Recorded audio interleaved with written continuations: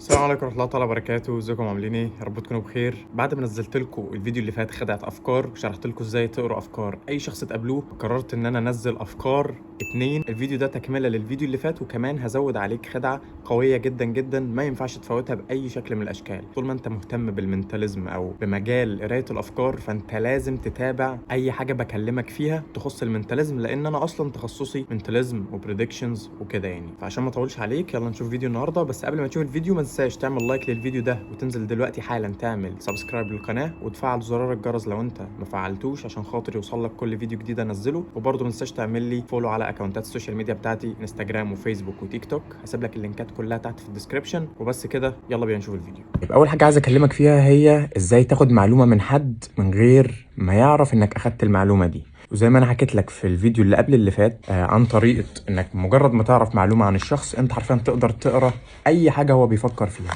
ومثلا تكتب الحاجه، يعني مثلا انت عرفت ان هو لبناني مثلا وهو ما يعرفش انك عارف ان هو لبناني، فتقول له فكر في اسم شخص وتكتب لبنان، تحط الورقه، بعد كده تقول له ايه اسم الشخص، يقول لك خالد، فتقول له تمام. تروح هنا المره التانيه تكتب خالد، تقول له فكر في اسم البلد اللي انت اتولدت فيها، فبديهي هيقول لك لبنان لان انت هنا عارف معلومه عنه هو ما يعرفش انك عارفها. تاخد تسويتش تك وتك. طيب دلوقتي جاي اديك برضو شويه افكار ممكن تساعدك ان انت تاخد معلومات مختلفه من شخص من غير ما يعرف انك عارف المعلومات دي. زي ايه؟ زي البرفيوم او البارفان. ممكن انت تشم برفان معين الشخص ده حطه وتبقى عارفه جدا جدا وتبقى متاكد ان البارفان ده مثلا اسمه كذا. حلو. بعد كده تحط تعمل نفس الطريقه، تقول له مثلا فكر في اخر برفان انت حطيته مثلا. فاهم قصدي؟ ممكن تستغل حته زي دي لو انت متاكد قوي من البرفان، لو مش متاكد ما تجازفش. حاجه من الحاجات اللي انا استعملتها في مره، انا اصلا دكتور صيدلي اللي ما يعرفش، كنت في مره راكب مع سواق تاكسي وشفته فتح البوكس اللي تحت الدركسيون، كان فيه دواء. تمام. الدواء ده كان دواء ضغط. حلو. فانا عرفت ان هو عنده الضغط من غير ما يقول لي، انا عشان دكتور فعارف ان اندرال ده دواء ضغط، فخلاص الشخص ده عنده الضغط. فاهم؟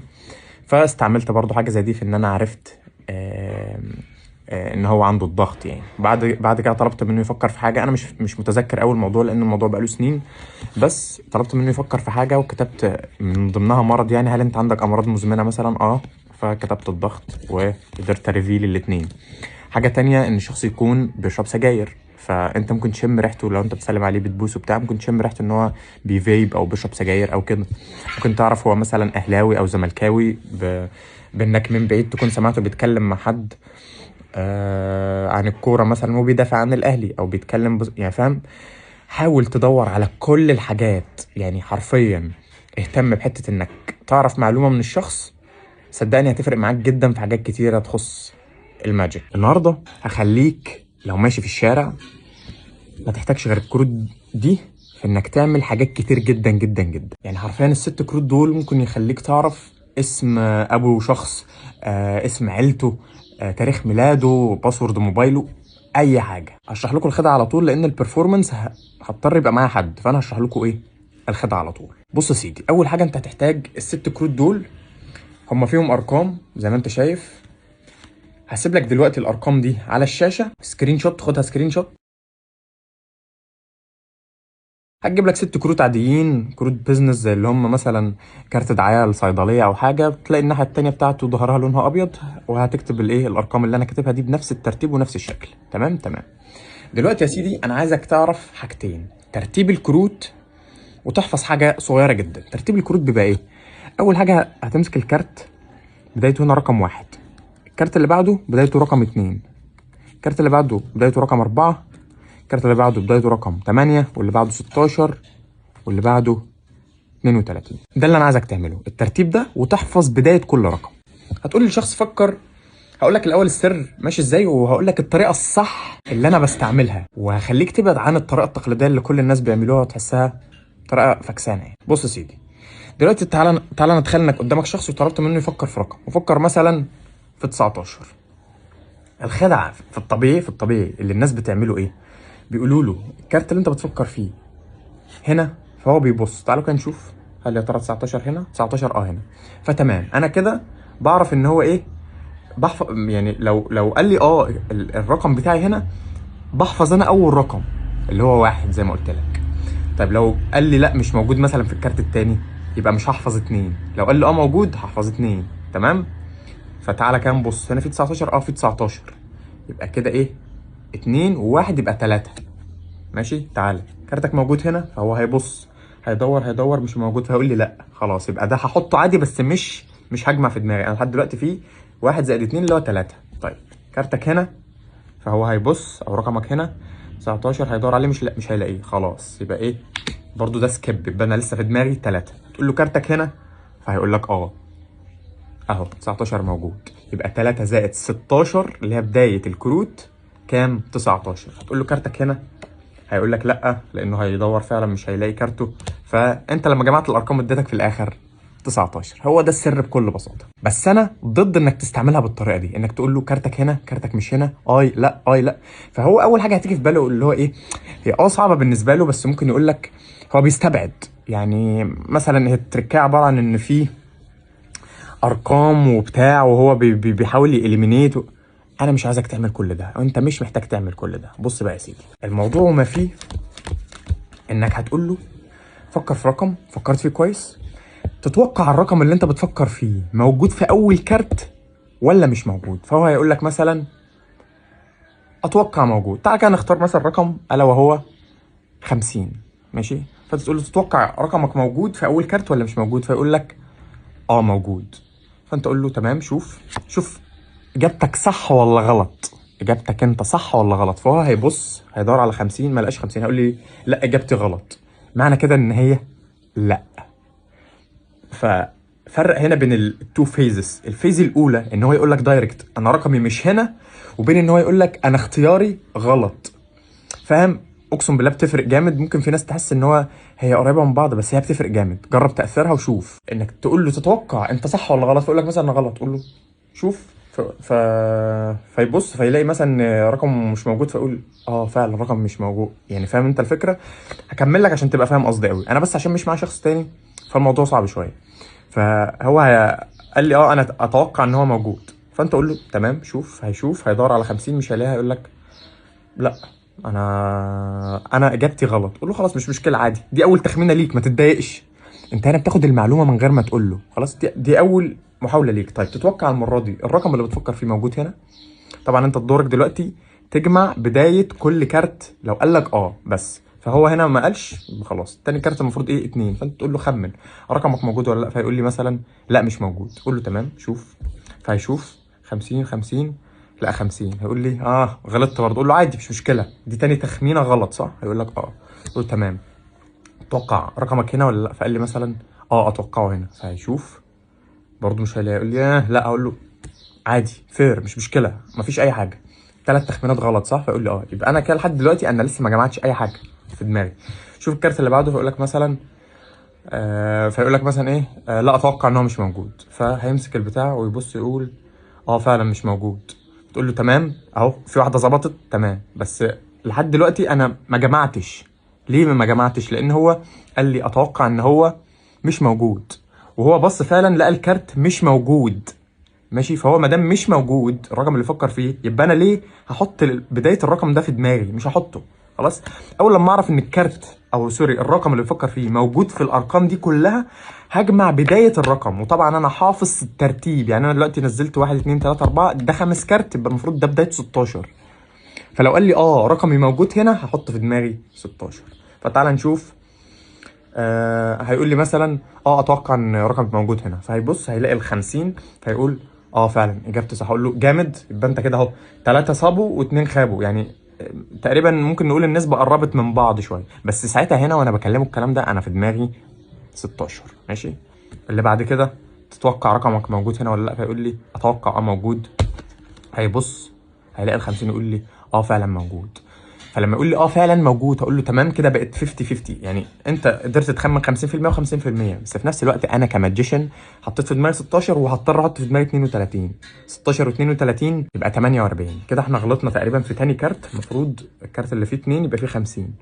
بالظبط انا هنا غلطت. تمام اسف انا هنا غلطت. فيبقى كده المفروض توتال 50. يبقى انت كده عرفت ان الرقم بتاعه 50، وفي نفس الوقت هو شايف ان انت ما خدتش منه معلومات. هتنهي بقى الخدعه بتاعتك ازاي؟ انت خلاص اخدت منه المعلومه ان الرقم ده 50، فهتقول له دلوقتي انت خمنت، يعني الموضوع كان تخمين انك تعرف حتى رقمك موجود ولا لا، ده في حد ذاته تخمين. لكن هل انا اقدر بقى اقرا افكارك دايركت واعرف انت فكرت في ايه؟ استحاله، صح؟ جيب كارت او ورقه وقلم، تكتب، بص لي في عيني، فكر في الرقم اللي على اليمين، تكتب مثلا 0، فكر في اللي على الشمال 50، فكرت في ايه؟ 50، صح؟ تقوم جاي قالب بوم. ولو انت عرفت الرقم ممكن تستعمل الاسلوب اللي انا علمته لك في الفيديو اللي فات، اللي هو خلاص فكر في 50، تقول له مثلا هتجيب كارتين اهو، كارتين، وتقول له بص عايزك تفكر في اسم مدينه نفسك تزورها، وتكتب هنا 50، تشد خط تقول له فكرت في ايه؟ فيقول لك مثلا لبنان، قول له بجد صح؟ تعالى بص تشوف انا كاتب ايه. ولا استنى تعالى نصعبها، صحيح معلش انا نسيت. فكر في الرقم اللي انت فكرت فيه. شايف الاسلوب اللي انا بتكلم ازاي؟ انا هنا اصلا كاتب 50، فهبين ان انا هريفيل وبعد كده ارجع في كلامي. دي الطريقه بتاعتي انا بستعملها وشايف انها قويه جدا جدا. بعد كده بنزل، امسك الكارت التاني، فكر في الرقم اللي على الشمال فردي، صح؟ تقول لي اه. فانا بعمل نفسي بقى بكتب اللي هو يعني ايه قال ايه، بكتب الرقم اللي هو بيفكر فيه، بس في الحقيقه انا هروح اكتب لبنان، فاهم؟ اشد خط، احط واقفل القلم، فكرت في ايه؟ 50 فر. وانا برفع هسويتش الكروت، يعني هما كده بمسك وبسويتش، ريفيل وريفيل، بوم بوم. على اخر مره هعمل لك الحركه بتاعت الكروت علشان الموضوع يوصل لك. الست كروت دول هتحطهم في محفظتك، هيبقى ترتيبهم كده بالظبط: 1 2 4 2 4 8 16 32. تطلب من شخص يفكر في رقم، ونفترض يا سيدي الرقم ده كان 41. قول له تمام. طبعا انت مش، انا دلوقتي المفروض مش عارف. هقول له بص انا معايا شويه كروت فيهم شويه ارقام، فكر في رقم من 1 ل 60، اي رقم. فهو مثلا فكر في 41. هقول له تتوقع الرقم اللي انت بتفكر فيه موجود في اول كارت ولا مش موجود؟ فيقول لك مثلا اتوقع ان هو موجود. قول له تمام، اتاكد هل هو موجود فعلا ولا لا. فهيبص يقول لي موجود. قول له تمام، فير، صح كده؟ انت قدرت تخمن، صح تمام. انا دلوقتي بودي دماغه في حته، بس انا في الحقيقه باخد معلومه، فاهم؟ فانا كده خلاص في دماغي كماجيشن واحد، فده معانا ضن. خليك فاكر. ممكن على فكره هقول لك برضو على تركايه جميله جدا انا بحبها عشان ما انساش لو الموضوع طول، او لو في ناس كتير وفي كذا حد بيكلمني بعمل ايه. الكارت اللي بيقول فيه او بيطلع ان رقمه موجود فيه بحطه كده. الكارت اللي بيقول فيه لا، بص بخليه كده. لو قال تاني بقوم جاي حاطه تاني فوق كده، فاهم؟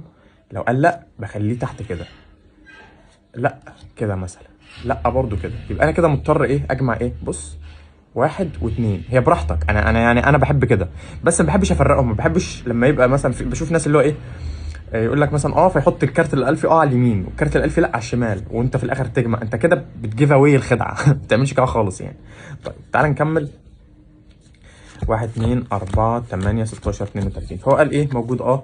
انا تخميني صح. اقول له جامد، حلو، بس ده كان مجرد تخمين. تفتكر المره دي رقمك موجود هنا؟ فيقول لك لا مش موجود، اتوقع انه مش موجود. تقول له شوف، هيشوف يقول لك فعلا لا مش موجود. قول له جامد، انت كده عمال بتصيب اهو، هت وهت، بس انا لسه في دماغي واحد بس هنا مش موجود، فمش هحسب 2.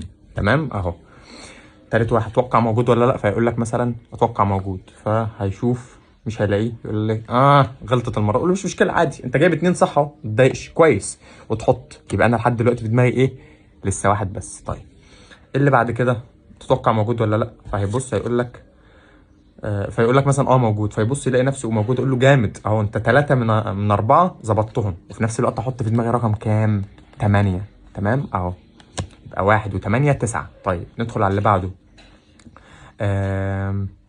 تتوقع رقمك موجود ولا لا؟ فقال لي مثلا موجود. هيشوف فهيلاقيه مش موجود، فيقول لي ما ظبطتش. اقول له مش مشكله، عندك نسبه النجاح اكتر، ومش هحط الرقم ده في دماغي اللي هو 16.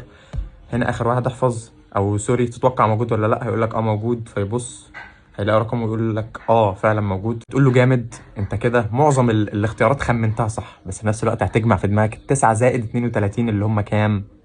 41. فانت كده عرفت الرقم. وتقول له انت دلوقتي قدرت تخمن المعظم صح، مظبوط؟ هيقول لك قول له بس صعب عليك، او لو انت في مكاني تخمن ايه الرقم، صح؟ انا ما اقدرش اعرف ايه الرقم، صح؟ عايزك تفكر في رقم كويس وتريفيلت بالطريقه اللي تعجبك. لو عجبك الفيديو، انا بتعب في الفيديوهات دي جامد والله العظيم، ما تنساش تعمل لايك واكتب كومنت، واشوفكم في فيديوهات تانية كتير واقوى. سلام عليكم.